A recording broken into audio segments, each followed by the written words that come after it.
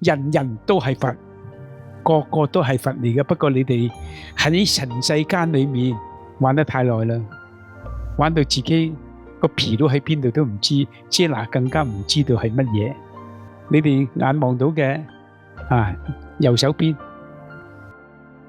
就係毗盧，騎住獅子嘅係文殊菩薩，左手邊就遮拿，騎住六牙大象係普賢菩薩，中間嗰個咧咪我哋自己咯，我哋咪就係毗盧舍那佛啦。一隻手左手，一隻右手，中間就係我哋。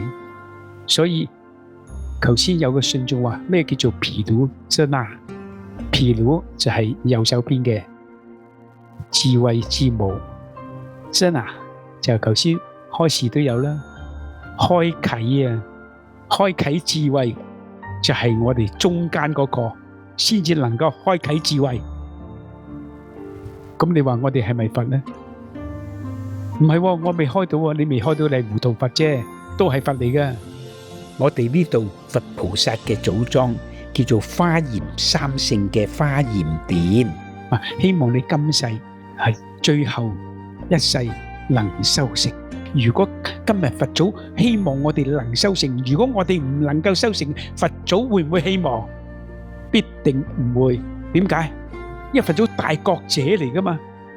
佢希望你哋唔到，佢需唔需要希望？唔需要，因為你哋都一定收唔到，佢仲要希望，佢咪傻噶？你哋都唔係傻啦，何況佛祖？即係當佛祖傻噶吓？佢講啲法，你哋唔明喎，唔明噶，佢唔係大覺者，你哋可以鑽研落去，你哋咪攞翻個智慧出嚟咯，個叫做毗盧啊！你攞得到出嚟就遮拿啦，兩隻手你用邊隻手先，用邊隻手後都冇問題嘅，自己要一齊用，用少一樣嘢都唔得，都唔能夠攞到中間嗰個叫做佛，少一樣都唔成為佛。好多時都聽到啲信眾弟子都話好難噶，咁係佛祖冇講你哋容易，因為你哋好難嘅話，最好唔好講好難，好難嘅話就已經卻步啊！難行能行，難修能修，難忍能忍，聽過未啊？好難咁啊！唔去嘗試嘅話，就根本絕對係修唔成咯。你一講好難，你就卻步。好難，我嘗試唔得，唔得嘅佛祖唔會叫我哋行。你一定得噶，行啦行啦行啦！你衰一個世啊嘛，衰兩世衰三世啊嘛，你衰到最後嗰世啦，你衰到最後嗰世你就成佛噶啦，個個都成佛噶啦。但係幾時成呢？係你哋自己揸主意，唔係佛祖揸主意。佛祖係推選你哋向前行，向前行，右腳就左手，左手就右腳，係嘛？即係一定唔能夠少左右，一少咗左右嘅話咧，就唔成。左腳右腳都係幫緊我哋嘅，係冇分別嘅。咁我哋記住左係乜嘢，右係乜嘢，一定要左右並肩。眼望左邊係遮那，右邊係毗盧。嗱，呢個就係毗盧遮那。師父曾經喺20偈語都有講過，我哋今世跟到師父唔係今世嘅事，係以前累積落嚟嘅。即係師父要同我哋開示，因為你欠咗我哋噶嘛。以前喺般若禪寺冇講晒，你就走咗啦。咁我哋又冇聽晒啊，所以今世翻嚟因緣巧合之下，咁啊就再繼續聽師父嘅法。咁我就喺度諗，今世盡做，下世再嚟啦。今世我講完噶啦。你的嘢亦都聽完噶啦，點解咧？你頭先都講咗嗰句叫咩啊？第八識嘅儲藏識，大家記住啦。你一聽個第八田識係唔會唔見噶，你做嗰啲壞事係唔會冇噶，一定有噶。你做咗啲善業唔會冇噶，一定有噶。今世嚟到啦，繼續要聽完嘅呢啲法，唔好成日都聽法，聽完嘅法要作法。喺腦裏邊啊，腦叫做第八田識，大家都知噶啦。腦裏邊聽咗我講嘅，今世講咗之後，你唔會冇，下世都會走翻出嚟，就唔使再等師傅啦。分途咗唔使再講噶啦，你會講翻俾人哋聽，呢個先至係圓滿。我想你話埋俾後邊嗰聽，後邊又話埋後邊嗰啲，咁先得噶嘛，係咪？第八田識嘅儲藏識裏邊話俾你聽，係有咩嘢入咗去係唔會唔見嘅。壞事做盡啦，懺悔咗啲壞事，睇住佛祖，望住佛祖叩拜。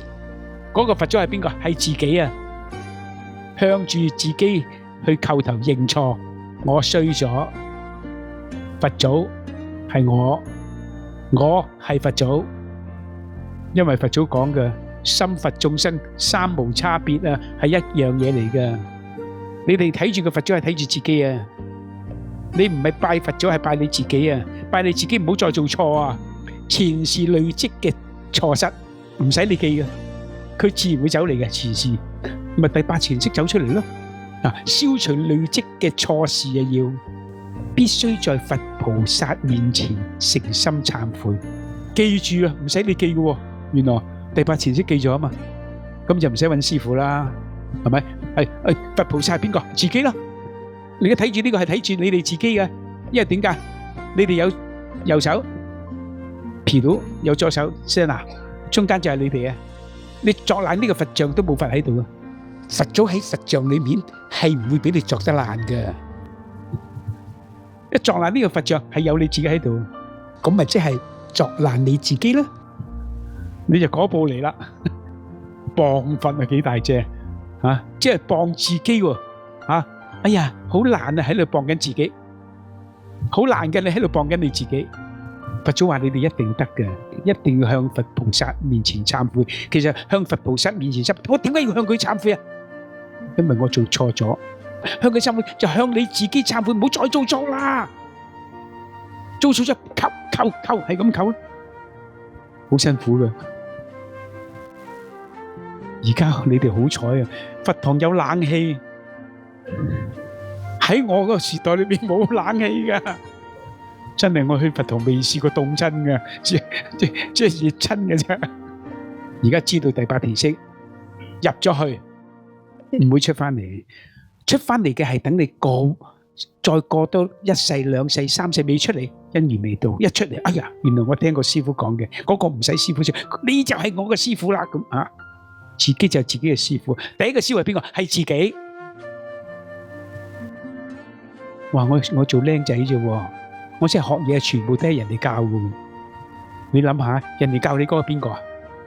啊，佢又有師傅嘅，好啦。咁去到最尾嗰個師傅係邊個？第一個教你嗰個師傅，佢有冇人教啊？嗰個師傅點樣走出嚟噶？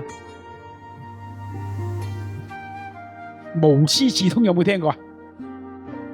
你哋好多時你哋嘅工作裏邊啊，睇到前邊咁做，你可以依照前邊咁做，但後邊嗰啲可能係你自己咁做出嚟好過佢嘅。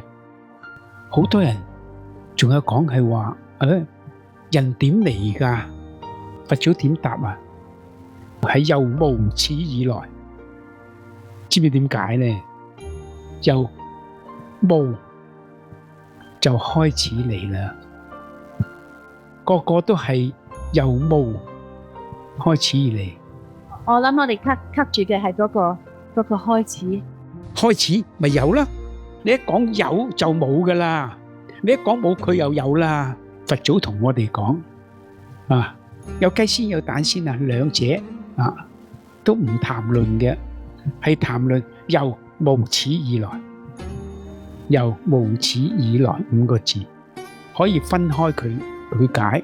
由無開始就嚟啦，地球宇宙點嚟啊？佛祖所講由頻率震動而嚟，咁你頻率震動，你一開始就講頻率震動。咁頻率震動嘅之前有唔震動噶嘛？係咪？咁頻率震動先咧，因為一開始就靜落嚟，然後再震動。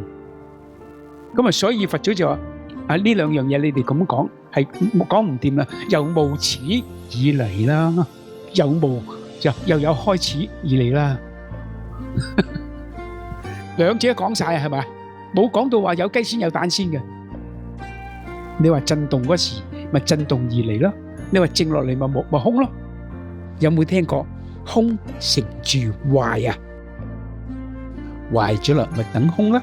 空又再建成，建成咗啦，咪住喺度咯。住久了就會壞，壞咗咯，咪住壞空成啦。成之前就係空，空咗咯，咪冇咯。冇又有喎，有乜嘢啊？有好多人講成住壞空啦，冇停嘅，即係冇得俾你講邊度嚟。再講嘅話，由無始以嚟，兩者都講晒，個個都係想揾雞先啊，或者蛋先啊嘛。我再問下你哋，第一個師傅係邊個？大家知唔知啊？你揾到邊個係你師傅？你一定有個師傅噶。第一個師傅係邊個啊？係自己。我哋明白嗰個係我哋自己令我哋明白嘅，唔係師傅令我明白。師傅係指引我，叫我睇，你要睇到咩嘢啊？我睇到啊，睇到咩啊？你要自己去摸下咩嚟啊？係嘛？你唔去摸下，哦，我明啦，係嘛？呢個就係悟性，悟性係我哋第一個師傅。我講俾你聽，你講俾你聽，你明，原來唔係我講俾你聽明，係你自己嘅悟性明白，自己先至會悟啊嘛。悟嗰個咪就係我哋自己啦，你自己嘅悟性咪係你第一個師傅啦。